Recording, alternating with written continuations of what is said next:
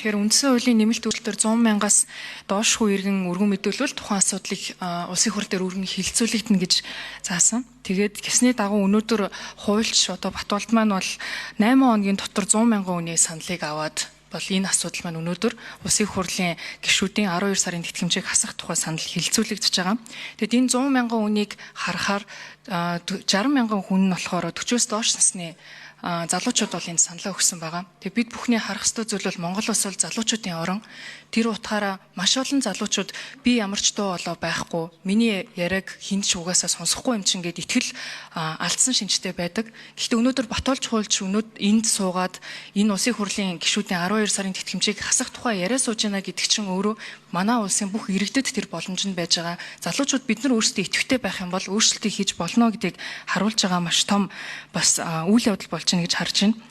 Тэгээд улсын хурлын гишүүний 12 сарын тэтгэмжтэй холбоотойгоор бол улсын хурлын гишүүний энэ тэтгэмжээс болж улсын хурлын гишүүн болно гэдэг хүн бол байхгүй бах. Энэ тэтгэмж байхгүй боллоо гэд би бас улсын хурлын гишүүн болохоо болио гэдэг ч хүн байхгүй. Тэгэд яагаад тэрийг хэлж яах гэхээр манай энэ улсын хурлын гишүүд маань сонгуультай холбоотой асар их зардлыг бид нар хуулаараа хуульчлаад гаргаад өгсөн байгаа. Тэр энэ хуулагчийн зардлыг бас зайлшгүй ярих шаардлагатай байна л да. 200-аас 400 хүн тутам сонгогч тутамд нэг хуулагчийг бид нар цалинжуулж гаргана гэж сонгуулийн тухай хуулийн дээр гаргаад өгсөн.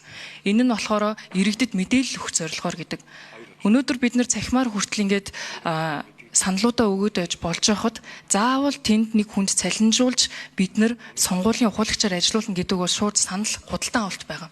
Тэр энгийн иргэдийгээ бид нар улс төрөөс одоо мөнгнөөс хамааралтай улс төрөөс гарах одоо мөнгөгүйгээр улс төр хийх боломжийг нээхийн тулд энэ сонгуулийн хуулагч гэдэг зүйлийг бид нар байхгүй болох шаардлагатай. Тэгэхээр дараагийн ээлжинд ч гэсэн бид нар бас залуучуудаараа дэмжиж маш хүчтэйгээр өөрчлөх ёстой зүйлээ сонгуулийн тухай хуулинд өөрчлөлт оруулад мөнгөгүй хүмүүс мөнгөгүйгээр энгийн залуучууд маань бас энэ сонгуульд өрсөлдөх боломжийг нээж өгөх шаардлагатай гэдгийг бас энэ ташрамд хэлхийг хүслээ.